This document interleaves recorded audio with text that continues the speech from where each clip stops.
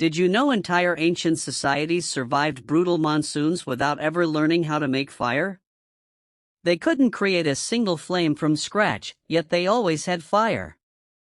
Now, imagine you're huddled in the dark, soaked to the bone, watching your only campfire die in a relentless downpour. You cannot make another. Predators wait in the shadows. The moment that fire goes out, 3 terrifying clocks start ticking. Clock 1, the cold. Wet season nights drop fast, and in the rain, hypothermia can finish the job in hours. Clock 2, predators. Big cats hunt in the downpour because the rain masks their sound.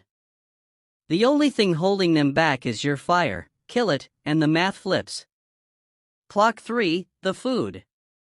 Cooking unlocks the calories that kept our ancestors alive. You are biologically a creature of the flame. Just make a new one, you think. But friction fire is brutal. Modern experts fail in dry conditions. It demands bone-dry materials. A few percent of extra moisture means no friction heat and no ember. Now picture weeks of monsoon rain. Everything on Earth is soaked. 3 clocks ticking. And your fire is fading. So how did ancient humans beat the rain? They didn't start fires, they kept them alive. The secret was banking a fire, burying hot coals under thick ash to last for hours. In ancient caves, archaeologists found single hearths used continuously for tens of thousands of years. You shovel ash over your glowing coals, and the rain loses.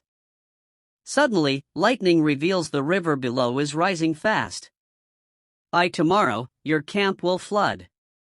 Which means tomorrow, you must move while carrying a living fire in the pouring rain. How do you carry fire through a torrential downpour without it going out? Ancient humans solved this with a brilliant piece of engineering, the portable ember carrier. They wrapped glowing coals inside dry, spongy bracket fungus, then placed it inside hollow bamboo or waterproof bark tubes. Finally, they sealed the ends with green leaves and clutched the tube close to their bodies beneath layers of animal hides, shielding it from the storm. The fungus smoldered without oxygen, locked inside like a heartbeat. It was a living spark moving through the rain.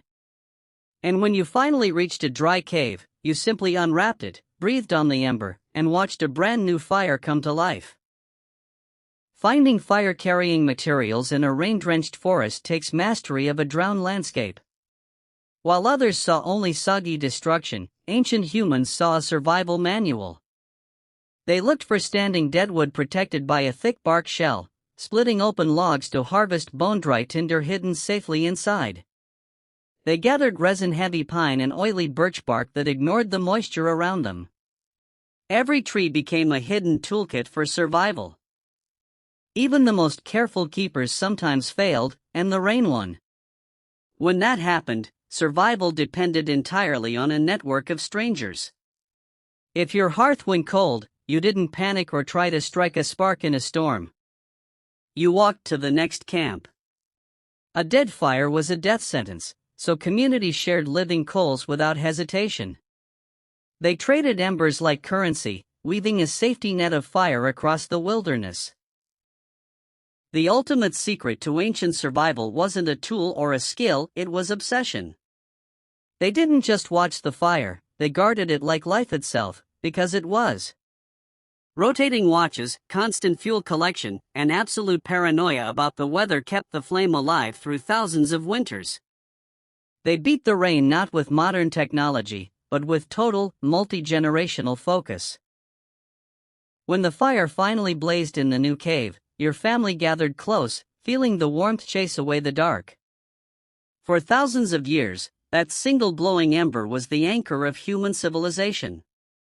It wasn't just heat, it was safety, food, and life in a world trying to freeze and drown you.